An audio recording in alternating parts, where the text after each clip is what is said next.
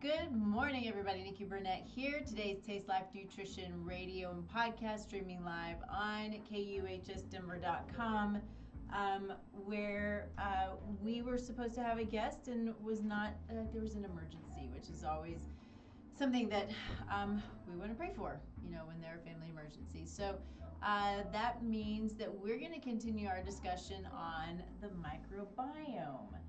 And what I wanted to talk about was specifically for kids, because I think that hold on, I don't know what that is. All right, we don't talk enough. I don't think. Well, it's not that we don't talk enough, but I don't talk enough about it. I don't have children, although I'm surrounded by them because I have lots of friends and family with children. But there are so many things that we can do to set up our kids and grandkids and families up for success, starting when they're young.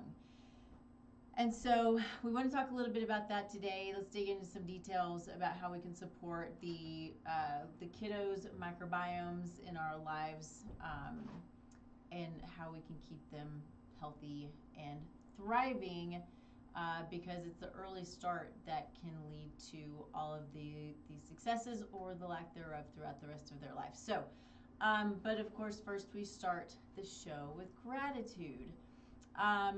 Gratitude can change the world, and I truly believe that, and I think that living in a place of gratitude as much as possible, right? We can have our moments where we kind of get down on ourselves, but that's life, or get down on the environment, what's going on in our world, what's going on politically, right? There's lots of crazy things happening, and that is nothing new. There's always been crazy things happening, but I think that we can maybe take it a little bit to heart when there's still so many things we have to be grateful for. So I am grateful today for the chance to go see my dad.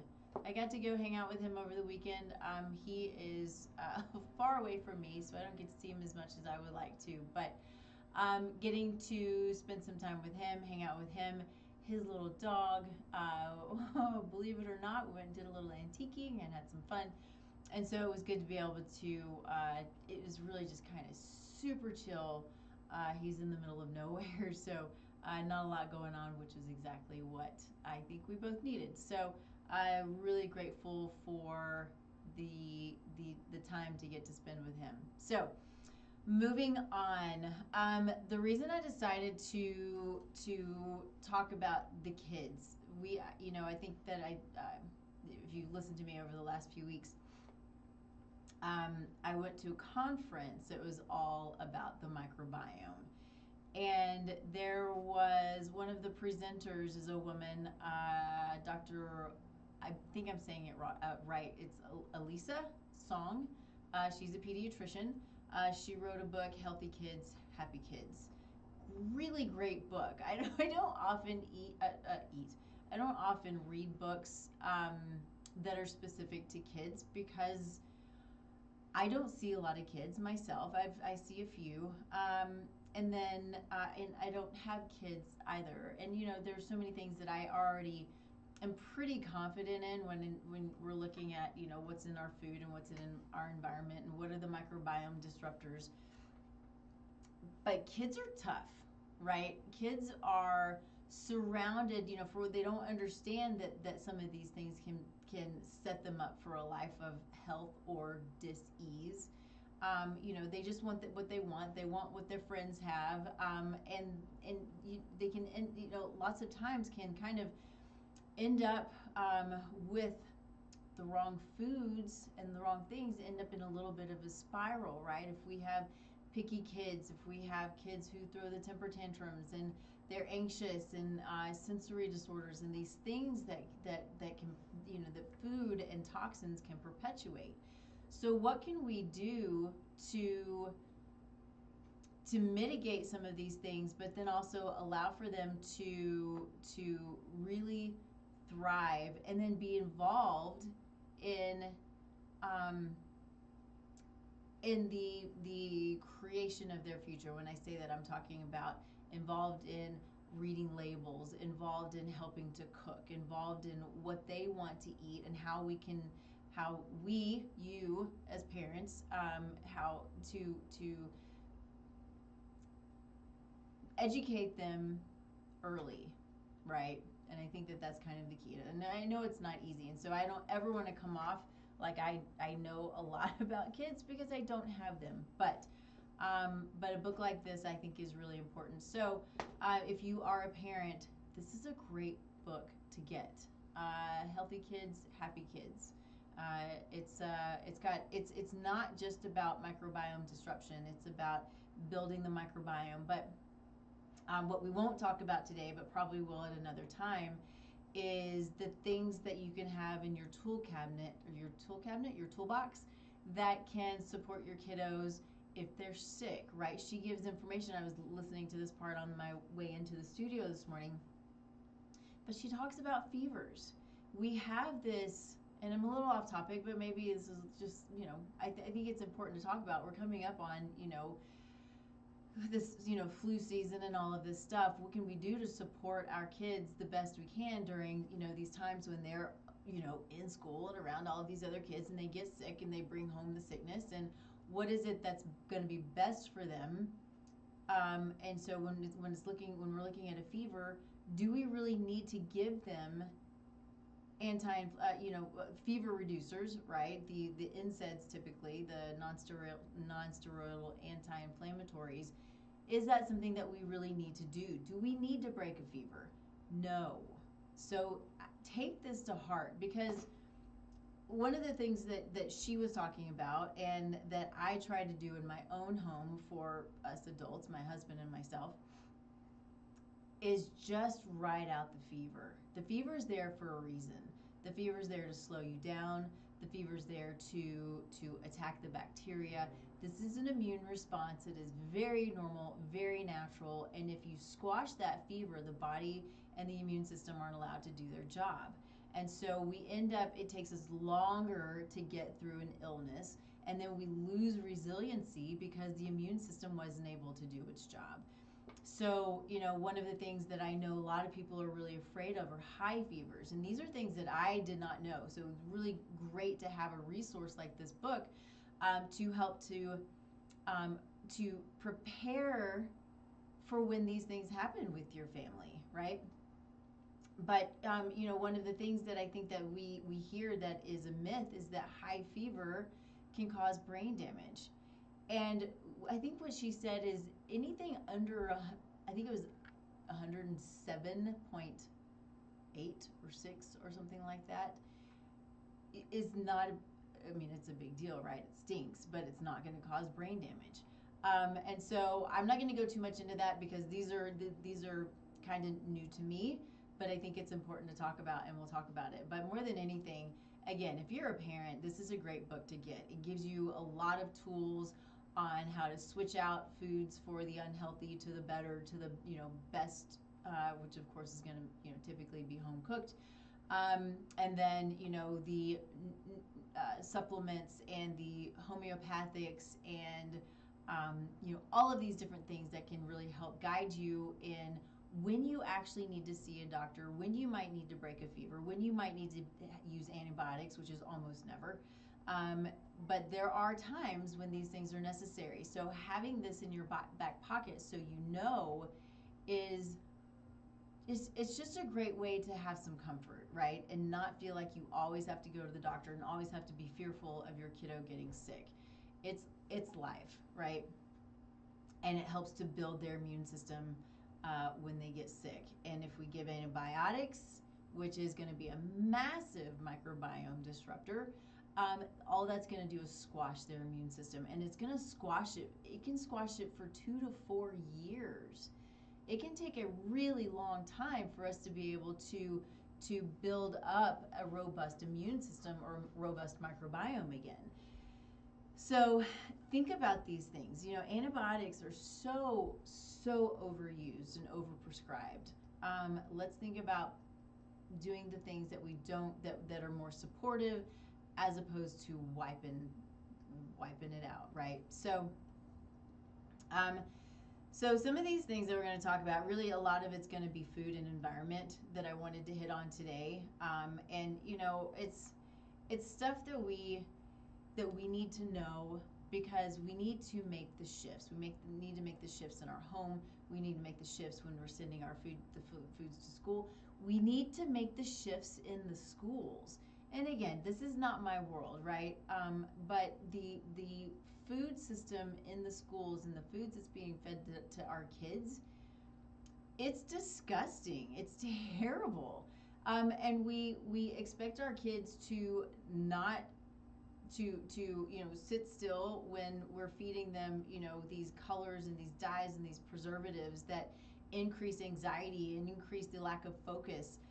All of these things, it's not fair to them. They don't know how to control themselves at this point, and if we're not feeding them well, if they're nutrient deficient, if they're getting the colorings that increase ADD, ADHD, these are the things that are gonna, you know, then they get in trouble and then they go and they're put on meds, and it's just talk about a downward spiral from the time they're, you know, little tiny munchkins. So having a toolbox is a great way to get started, and this book is a great toolbox. So yeah, I think one of the interesting points here is childhood illness is becoming normalized. This is not normal, right? So the allergies, the ADHD, eczema, chronic infections, these are not normal. You know, one of the things that she talked about in the book was ear infections. How many times I've had clients and patients tell me about the amazing amount of antibiotics because they had chronic ear infections. They're going to go away. And I didn't know this either, right? This is in the book, but they're going to go away. It's going to take a few days. They're going to go away. What can you do? You can give their specific homeopathics. I think she was talking about belladonna that can help with pain for something like this, like within 20 or 30 minutes, right? So if we have these things available to us, and we don't have to give antibiotics, and we don't have to squash fever, we just let the kiddos move through it, we're going to build resiliency, we're going to build an immune system, a robust immune system, right? And so the microbiome is the center of it all, right? So it is 70% of our immune system. And so when the kids are exposed to things that are chipping away at their microbiome or chipping away at their immune system, then it's just going to create problems early and even more problems later on, right? So things to think about. So we've got we've talked a lot about toxins in the past, but we didn't get a lot of detail, right? We talked about the pesticides and the herbicides, which is pretty typical.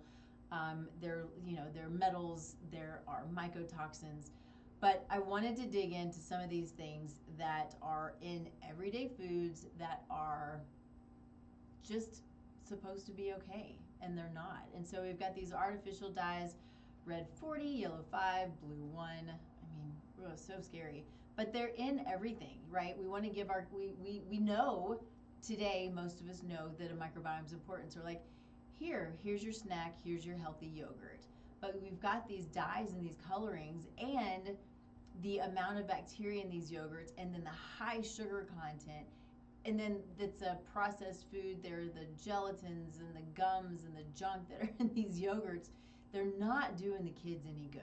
So really think about that. So there, in Europe, they require warning labels where we don't over here. I'm so prayerful that is working. We're working on that change right now with people like RFK, working on, helping to manage the amount of toxins that are in our food and that are affecting our kids and us, right? And so the studies show that these are linked to hyperactivity and behavioral issues, right? We feed these to our kids. We expect them to be still in school. They're not still in school. What happens? We take them to the doctor.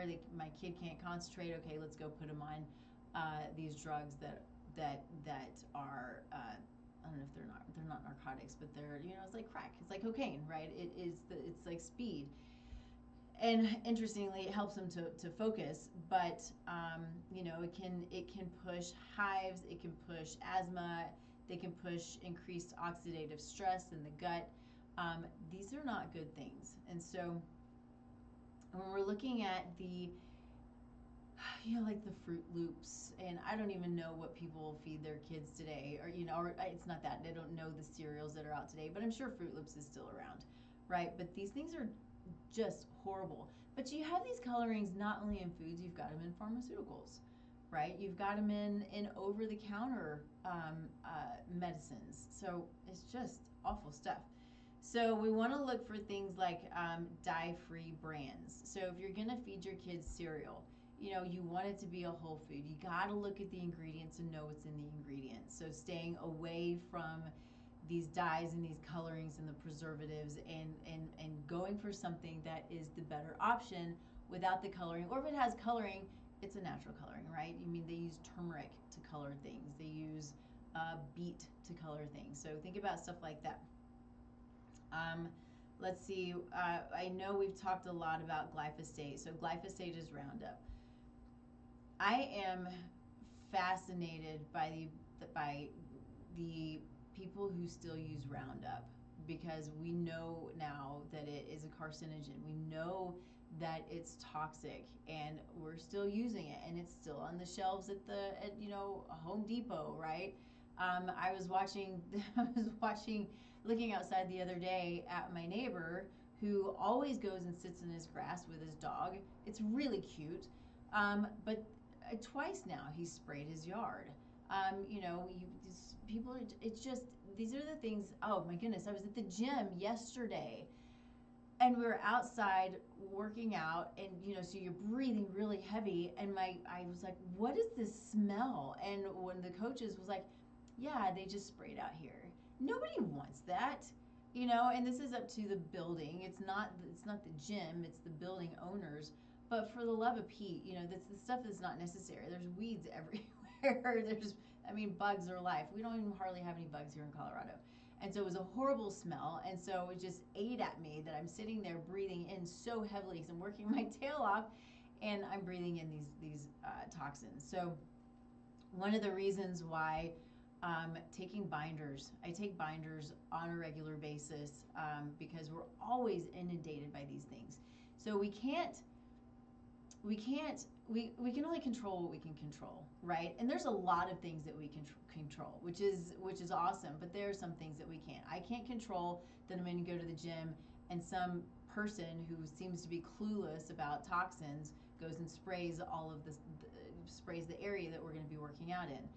But I can go home, I can keep my own environment clean, I can take binders, I can support my microbiome. We have specific microbes that help us to detoxify, that help us to get rid of metals, that help us to get rid of all of these things. So, we build and we bind, and then we just try to avoid what we can avoid, and it's just not everything's avoidable. But things, keep that stuff in mind. Let's see. So glyphosate. Oh, of course, the other thing, if we're eating it, right? So we have glyphosate on our food. If it's not organic, and think about this too. Even if which is great, if you go to EWG, you go to the Clean 15 and the Dirty Dozen. That's awesome. It's really helpful in helping you to know what fruits and vegetables are the cleanest. But they're probably still full. If they're not organic, they're going to have pesticides and herbicides on them. And the thing is, we can't rinse them. It goes up into the soil and into every cell of that piece of produce, and it's just in it. It's just part of it. So yes, we can decrease the toxicity, but we can't eliminate it. And I think even if it's organic, there's a certain amount that's it's a small amount, but there's a certain amount that is allowed, because today it's just ubiquitous. I don't know if we can go anywhere where it's covered in pesticides and herbicides. It's really awful. But knowing that if you're killing the bugs in the ground, right, you're actually killing the microbes in the ground as well. You eat it, you're killing the microbes in your gut. So this doesn't help to create a healthy microbiome. So again, it's not totally avoidable, but that's why we do the things. We eat good, healthy prebiotics. We eat our fruits and vegetables that are full of fiber. We eat the polyphenols. We take probiotics if necessary. We do GI testing to understand what our microbiome looks like in the first place so we know how to support it, right? These are the things that can be really beneficial in helping us to build and to continue that robust microbiome. So when we do have insults, say, going to my dad's, we don't have a lot of organic food over there, right? So I'm going to eat what I'm going to eat and do the best that I can, and I'm going to work my tail off to make sure my gut is in a good spot. And so killing all of the bacteria with these things, we're messing with the gut lining. We already know that these pesticides and herbicides, they impact the gut lining integrity. So we've talked about leaky gut 100 times or more, right? And so it has been proven that these things will open up gut, it will increase zonulin. So zonulin's the protein that opens up the cell walls, opens up the cells from each other, and creates a leaky gut situation. Leaky gut is a normal, it's a normal process, but it's not supposed to stay that way, right? So there are times of starvation, times of women who are pregnant. There is a time where there's a leaky gut, but it's this chronic leaky gut that can be that's the problem, right? Because we have molds and bacteria and yeast and toxins that get into the bloodstream, and the body's like, that's not supposed to be there. So alarm signals all go off, and the body's angry and mad and becomes super inflamed. So we want to make sure that the lining of our gut stays intact. Things that we can do to help to do that. Zinc carnosine is amazing for that. A lot of good data with zinc carnosine. Glutamine, if it's tolerated, most people can tolerate it, but there are times when glutamine is not tolerated. Specifically, certain cancers, certain genetic polymorphisms can can show that can make glutamine not the best idea. So we want to just be careful of some of those things, but there can be these things can also interfere with our detox pathways. So interestingly, there are some people that don't do well with things like nightshades, and so nightshades have natural pesticides in them, so they can proliferate, right? So their seeds can go and they can create more offspring, right? So some people with these polymorphisms, I think that they probably don't always do well. So they're pesticides, they're polymorphisms that don't allow for the proper detoxification of pesticides and herbicides. And so it could be that people that don't do well with nightshades have that polymorphism. Don't really know that. I just think it's kind of this cool little clinical pearl that is an interesting thing to think about. So if that's you, could be something to think about. And so methylation is a detox pathway. It's also it is a genetic expression. It's like my words today. It's still working on my brain, right? Always got to work on brain function. But it controls essentially to a degree genetic expression. And so methylation, if we are over methylated or under methylated, can be problematic. Especially under methylation, which means that genetic expression is not at its optimal. And so these things the pesticides and herbicides can interfere with methylation, and it is super important for brain development, right? Kids, everything's developing, but specifically their brain function. And so we want to make sure that methylation is optimal. Things to do that they're your methylated B vitamins. It's your magnesium and a few other nutrients that are supportive of methylation to make sure that all of the processes are working properly, right? So if we're looking at things like goldfish crackers, right? It's sort of one of the things that are in my notes here. You've got the colorings of the goldfish. Then on top of that, it's the gluten and the dairy and things. All of these things, bypass the blood-brain barrier, impacting brain function potentially causing autoimmune disease. So what can you do with these snacks? There are lots of other versions of these snacks that are a lot better options. Probably none of them are ideal, but there are much better options at the stores. So the thing too that we don't, that is often, I think, missed is these emulsifiers. Emulsifiers, to my understanding, are one of the most disruptive um, toxins to the microbiome. And so we've got things like polysorbate 80, which is kind of in everything, BHT, which has been shown to be a carcinogen. So you've got BHA, BHT. We used to see these things in everything. I mean, you'll still see it, which is fascinating to me that you still see this. I've seen it in pizza. It used to be, I think they took it out, or last I saw they took it out, but they would put BHA and BHT in the science diet dog food. So we talked about dogs last week and feeding real food to our dogs. I mean, it blows my mind, for one, that Science Diet comes out, saying that they are, a healthy option for our dogs, but then they, had in there things like BHA and BHT. Now they just got other preservatives. It's still a terrible food. But the fact is that, we're seeing these things. When we can't look at ingredients, so we have our kids in schools, and it's not always possible to look at the ingredients, for what the kids are being fed. That's the stuff that's really scary, because if you don't know what's in it, if you don't have a label to read it, you don't know what they're getting. So, again, we do the best that we can, but if you're able to send your food to the school, I remember when I was in high school that's what I wanted. I wanted to eat what everybody else was eating. I wanted the nachos. I wanted the pizza, and that's what I ate. It's awful. It's just terrible. But these things, so we've got the carrageenan. Carrageenan is a type of seaweed. So I'm not truly sure what it is about carrageenan that's so bad, although it is. It can be, it can create, GI distress. It is a potential carcinogen, although I don't know that that's been proven yet, but the possibility's there.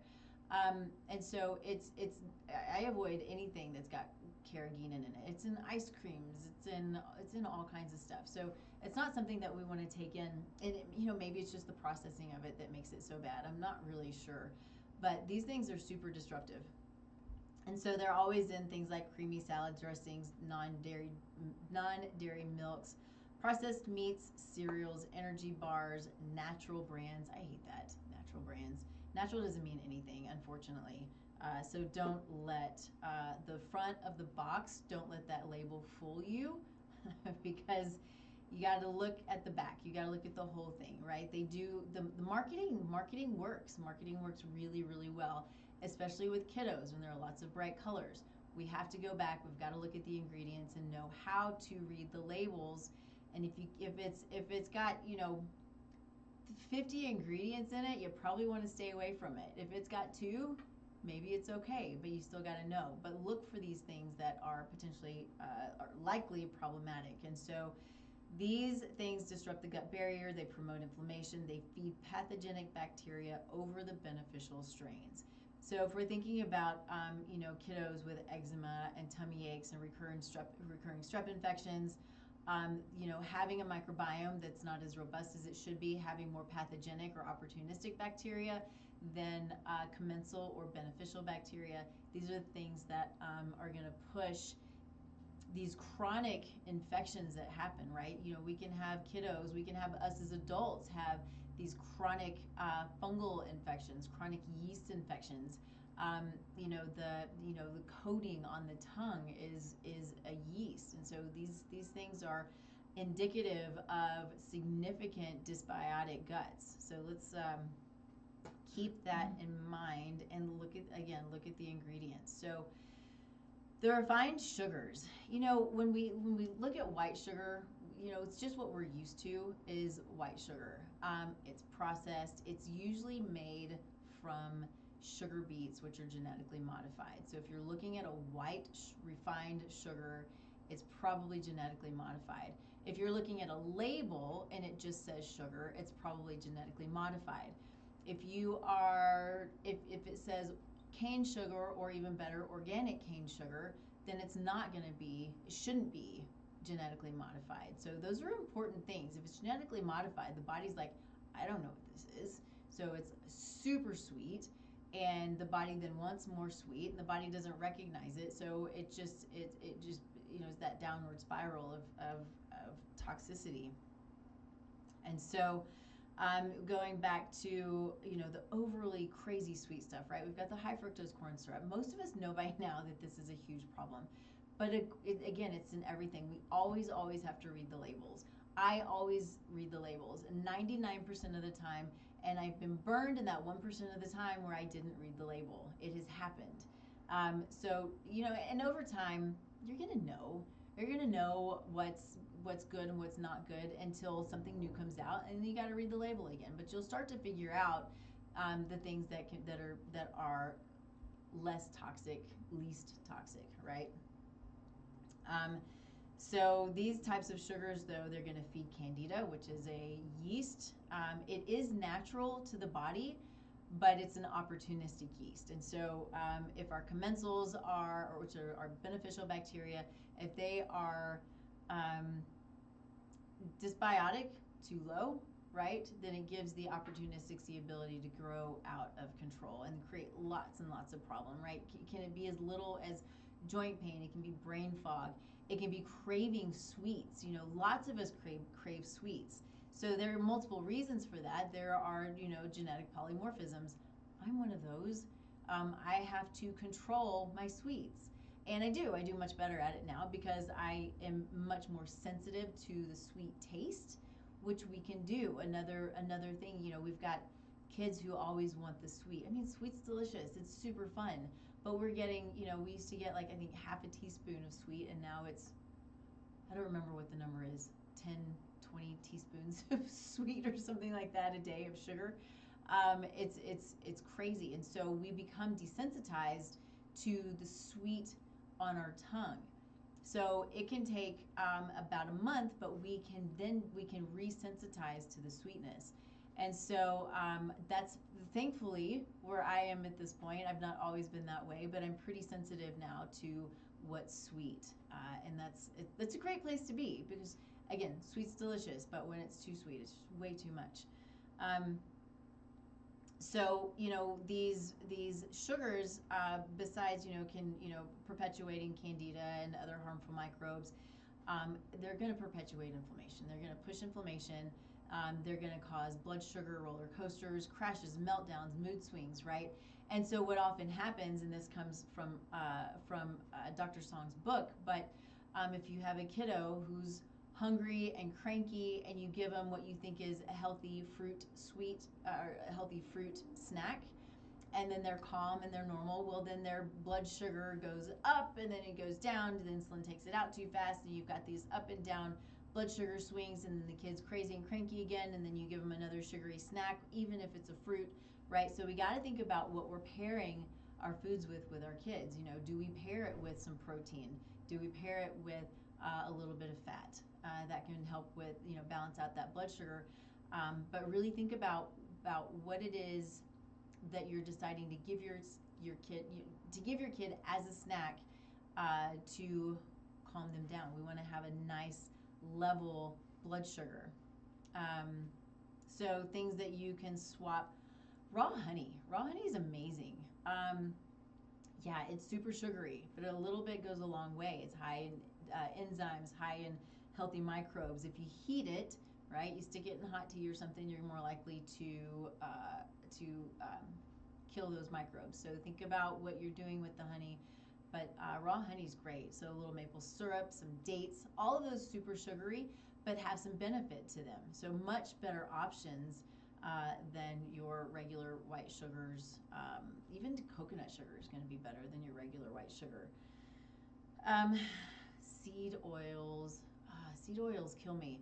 There are still people who promote canola oil as a healthy, heart-healthy oil.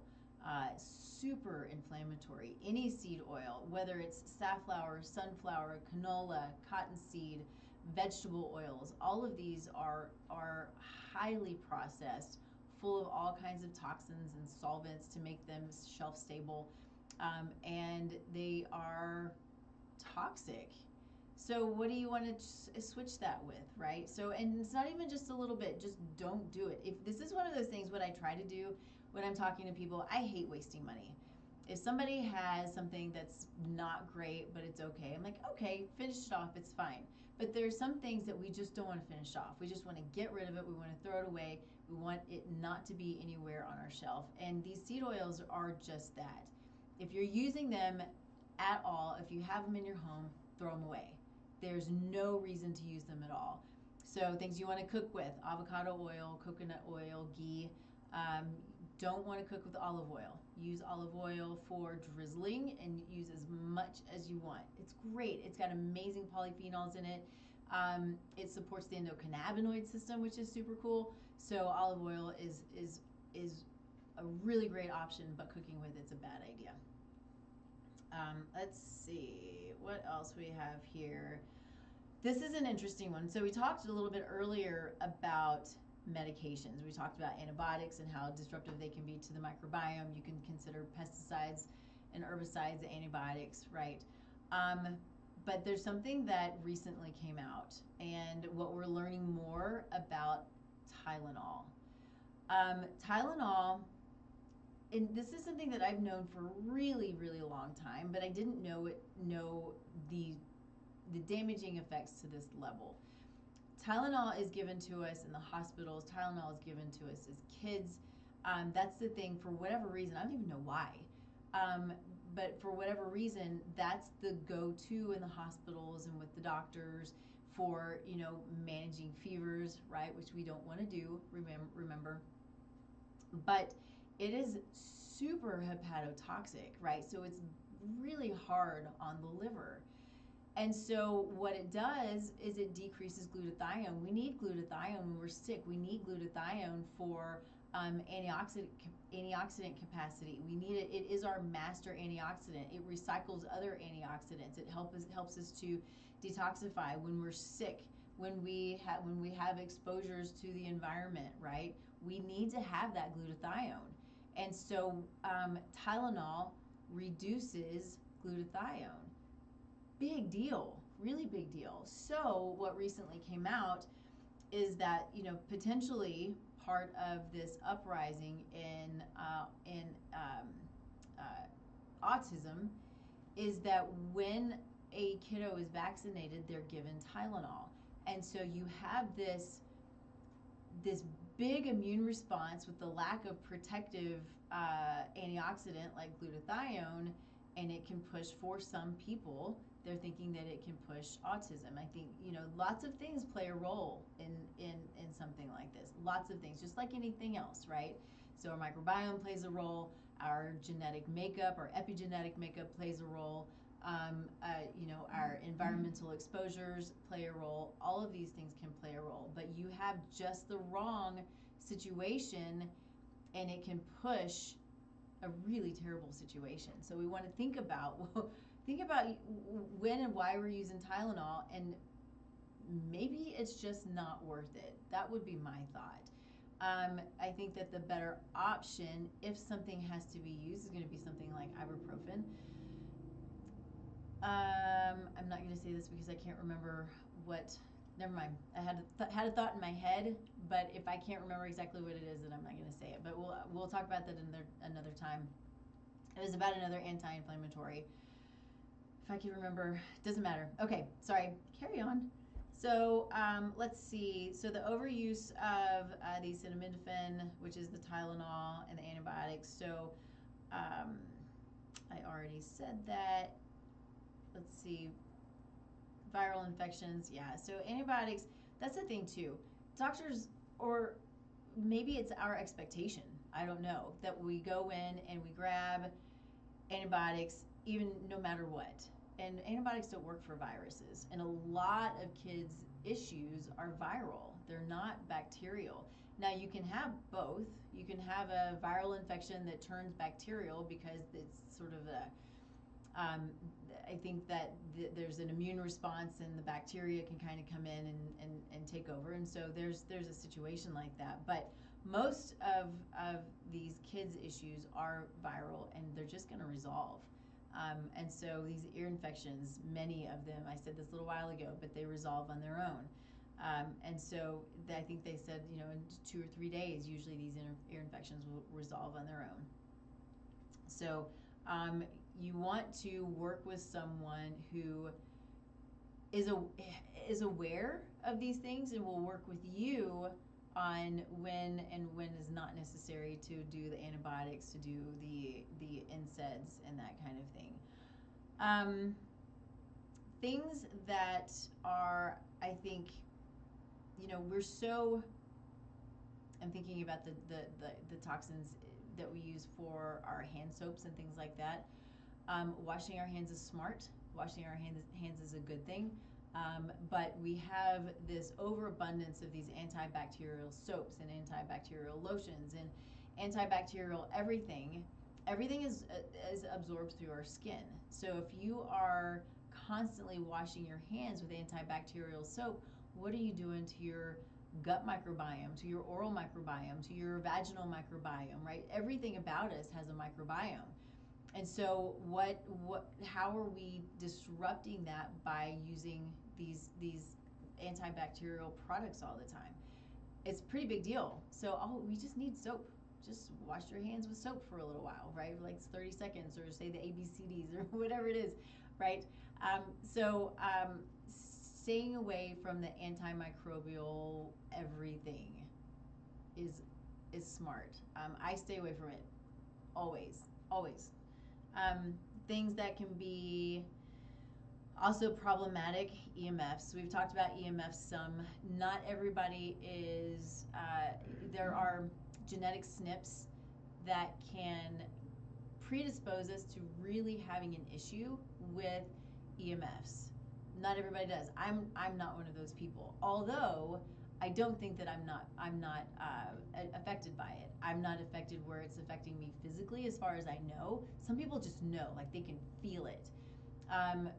But I can see in my genetics that I don't have that. But I also am very careful about where I have my phone or my Wi-Fi. I have protectors around my home.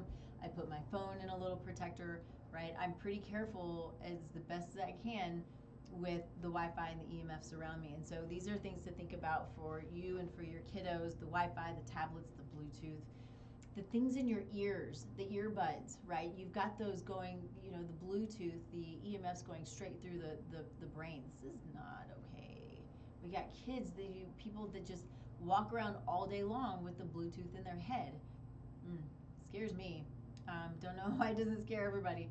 So other things that can be, that these things can affect, of course, is sleep, nervous system regulation, gut-brain communication. So our vagus nerve connects our gut and our brain, and if it's not functioning properly, if we stay in sympathetic, you know, stay in fight or flight, then our vagus nerve is just going to shut down, or our nervous system is just completely unregulated. So this can happen to kids if their microbiome's out of whack, right? Because our microbiome speaks to our brain through the vagus nerve. So keeping that in mind, you know, all of these things are intended to help with this type of nervous system regulation. So things that I think would be awesome is letting kids get dirty, right? Kids are supposed to get dirty. I love to get dirty. I love to go in the garden. You know, my husband will say, you know, if I'm gardening, do you want some gloves? I'm like, no, I don't want any gloves. I want the dirt on my hands. I want to feel the dirt. I want the microbes from the dirt. We have the biggest, most beautiful worms. Taylor Lowe, what is in our food? So my niece just went to Europe. She just texted me. So she just went to Europe and has had, here in the States, has had really significant GI issues, right? I'm telling your story, Taylor. But she's, you know, it's pretty bad, right? It's been really tough on her. So she goes over to Europe. They just spent, I think it was 8 days there, or 10 days or whatever it was, and no GI issues. Why? They don't put the junk in their food that we do, right? Their bread is heirloom grain. It's not full of GMOs. It's not, it's made as bread was intended to be made, right? I mean, a lot of it's going to be sourdough, and wine, right? They don't put pesticides and herbicides on their grapes like we do. Somebody said that to me the other day, which is a great point. If you're drinking European wine, you're not going to get all of that stuff. If you're drinking out of California, which California has great wine, right? But if you're drinking California wine, if it's not organic, it's probably loaded with pesticides and herbicides. So it's really frustrating, but these are the things to think about so we can start to manage the level of toxicity, right? We start to manage the burden that our body has to deal with. And I think that's kind of the key to all of it, right? So our bodies can only handle so much burden. It can handle some. It's how it's made. You know, God made us so beautifully resilient and made our body just, he created it so beautifully. It's there to protect us. It's there to keep us alive. But we have to be a partner with our body. More than anything else, we need to be a partner with our body. I need to talk about our sponsor, because I forget about talking about our sponsor, Miss Susan Drake. She is amazing. I love what she does because she's got a great company, Mountain Medical Concepts, is a great sponsor for us. She has resources for practitioners. These are specifically for practitioners. So if you're not a practitioner, but you're looking for peptides, you're looking for stem cells or exosomes, ask your provider for them, and then think about Susan Drake. If you are a provider, Mountain Medical Concepts, they've got really high-end, great. Their peptides are awesome. They've got this really cool food sensitivity test that is, just, I don't know how new it is, but it's pretty new. IV, specialty lab testing, all kinds of fun stuff. So she's got the I can't think of what it's called. Anyway, doesn't matter. But she has really great products for practitioners to help build a practice to give these cutting edge therapies to patients for whether it's for inflammatory processes, autoimmune conditions, anti-aging, which we're all going to age, but it's nice to have a little bit of support there. So she is great at what she does. Reach out to her.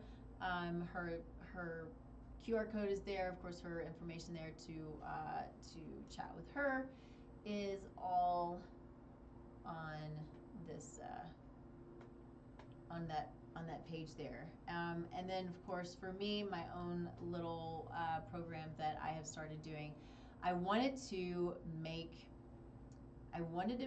good precision wellness accessible to just about anyone. And this was sort of a little passion play because it's been something that I've been working on for myself for quite a few years now, and then working with patients and clients for quite a few years on how I can really dive deep into body typing, genetic testing, lab testing, lifestyle factors, disease status, health status, all of those things, and put them together into something that's super personalized, but also then accessible and not out of control expensive. So that's what your Precision Wellness Blueprint is you fill out a small intake, and we take that information and we put it all together for you into a report. Right now we're doing it for $47, and you get 45 minutes with me, and we sit and discuss. And then we determine, do you want to take it deeper? Because that's where the fun stuff starts, right? So this goes really deep, right? I've done several of these now based on this small intake, and people are like, this is awesome, because it is awesome, the amount of information that we can have and then start to create based around you and your needs. What can we do in our lifestyle? What are the things that we can remove? What are the things that we can add in? What are the foods that we should and shouldn't eat? Based on who you are. What are your macros based on who you are and what we know? Now, we can always go deeper, and that's what I try to do with this. For those who do want to go deeper, we then can start to pile in data like genetics and other lab tests and all kinds of cool stuff. We can bring in, continuous glucose monitor. We can bring in Lumen and bring in these reports that help to really build out you, right? So that's what it is. It's the science of you. So it's been a lot of fun for me because I've been doing this on myself for so long, and then to a degree with my patients and clients. But now it's all sort of balled up into how we can optimize, and that's what this is here. So feel free to text Blueprint. Again, it's $47, pretty cheap, not for long. Or you can go to the QR code. Happy to chat. It'd be a lot of fun. So let's see. What else do we have? I think that we probably hit on most of this stuff. We're probably at a good point to where we should stop. I think, at some point we'll talk about some swaps, but I think that it's important to bear in mind that reading the labels and understanding the labels, and that the chemicals in these foods are not good. Especially, if you're struggling, whether you're an adult or a child, if you're struggling with GI stuff, the brain fog, the pain, what is it, and how can we again take off some of these burdens so the body can function hopefully optimally. That's kind of the goal, right? And so things that you can bring in as far as foods are concerned, which are great for detox and for gut repair. Excuse me.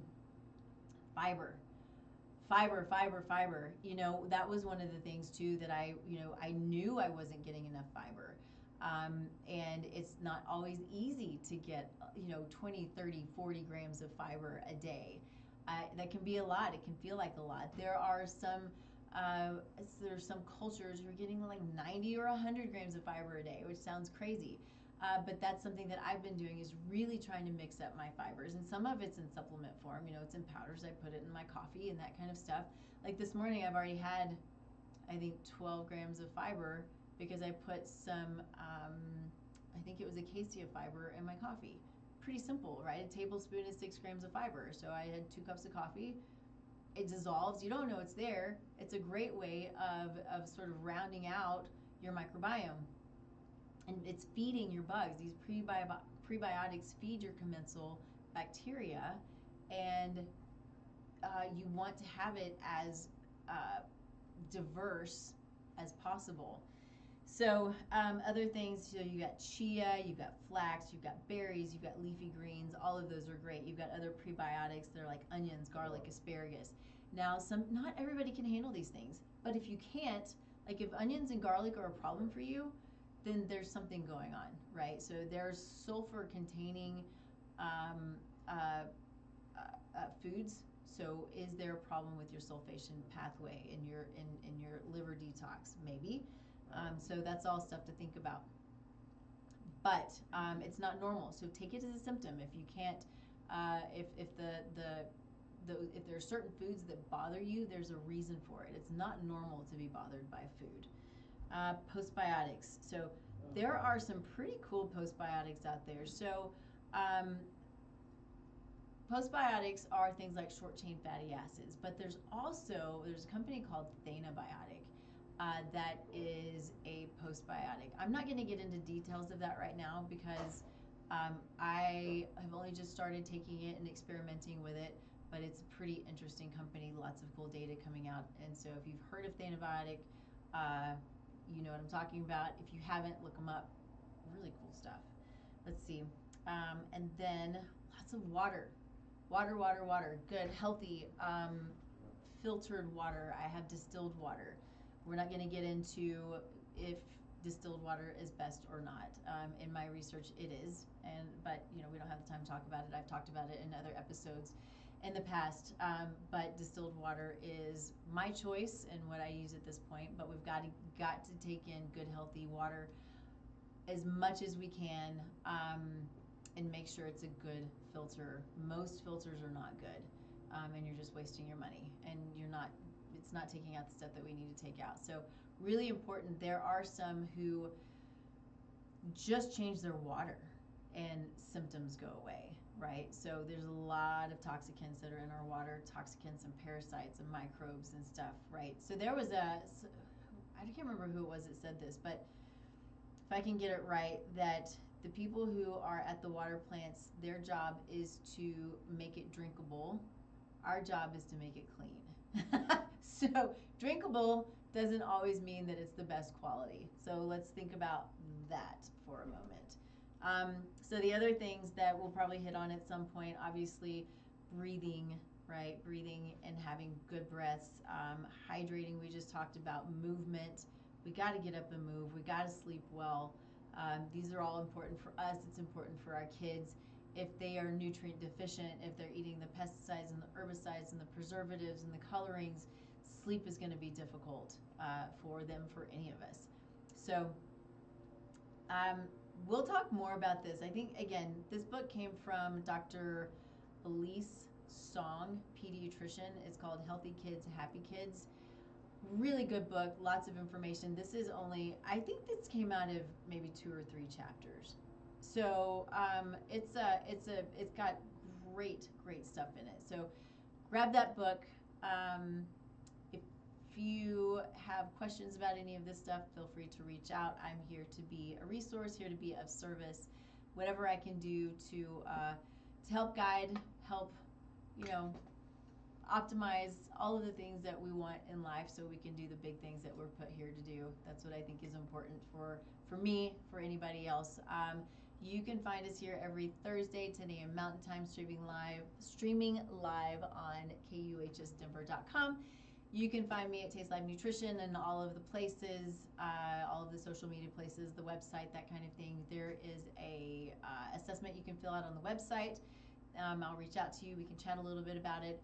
You can text Blueprint and you'll get the link to fill out the intake, and we'll and schedule a Blueprint session with me.